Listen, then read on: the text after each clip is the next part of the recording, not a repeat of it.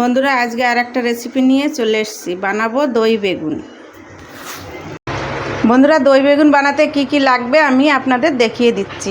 আমি বড় সাইজের দুটো পেঁয়াজ কেটে রেখেছি, বড় সাইজের একটা বেগুন কেটে রেখেছি, সর্ষে জিরে ফোড়ন, হলুদ, নুন, কাশ্মীরি লঙ্কার গুঁড়ো, ঝাল লঙ্কার গুঁড়ো, ধনেপাতা গার্নিশের জন্য, ফোড়নের জন্য কারি পাতা আর টক দই নুন দিয়ে ফেটে রেখেছি। আর লাগবে তেল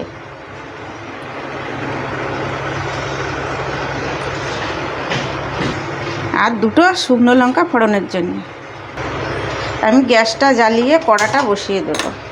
কড়াটা গরম হতে থাকুক, ততক্ষণ আমি বেগুনে নুন, হলুদ আর লঙ্কার গুঁড়ো ভালো করে ডলে ডলে মেখে নেব।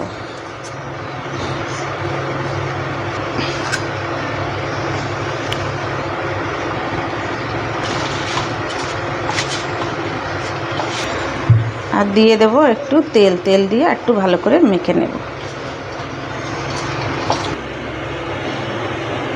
আমার কড়া গরম হয়ে গেছে, আমি তেল দিয়ে দেবো। তেল দিয়ে বেগুনগুলোকে ফ্রাই করে নেব।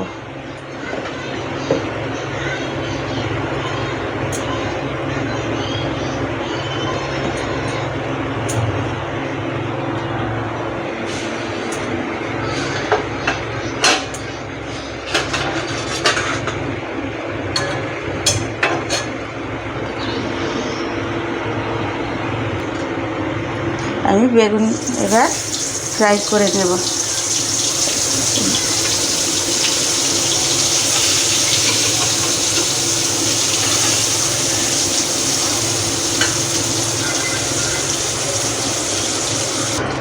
বেগুনগুলো আমি সব ভেজে নিয়েছি, এবার আমি এক এক করে সব তুলে নেব।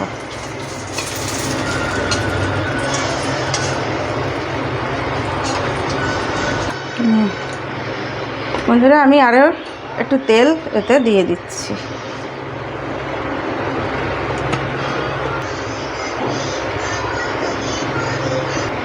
বন্ধুরা আমি এবার ফোড়ন দেবো, জিরে আর সর্ষে, কালো সর্ষে ফোড়ন দিয়ে দেব। আর দেবো দুটো শুকনো লঙ্কা।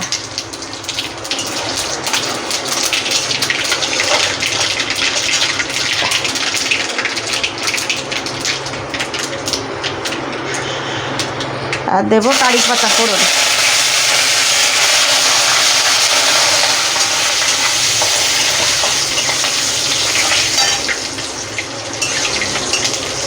এবারে পেঁয়াজটা ফোড়ন দিয়ে আমি একটু লাল লাল করে পুরো ভেজে নেব।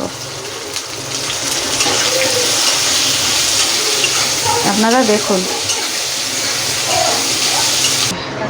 বন্ধুরা আমি স্বাদ অনুযায়ী একটু হলুদ আর একটু নুন দিয়ে দিচ্ছি। আপনারাও আপনাদের স্বাদ অনুযায়ী দিয়ে নেবেন। ওইগুলো তো নুন দেওয়া আছে, আর অল্প করে দিলাম। আর একটু কাশ্মীরি গুঁড়ো লঙ্কা দেবো কালারের জন্য।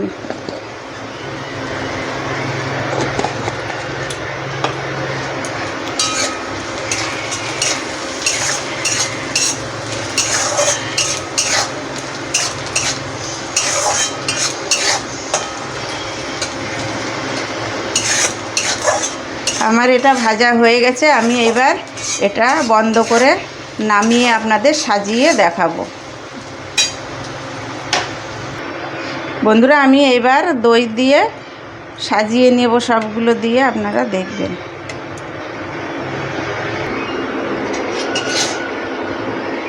বন্ধুরা আমি এইগুলো এবার দিয়ে ভালো করে সাজিয়ে নিচ্ছি। আপনারা দেখুন, আপনারাও এইভাবে করবেন।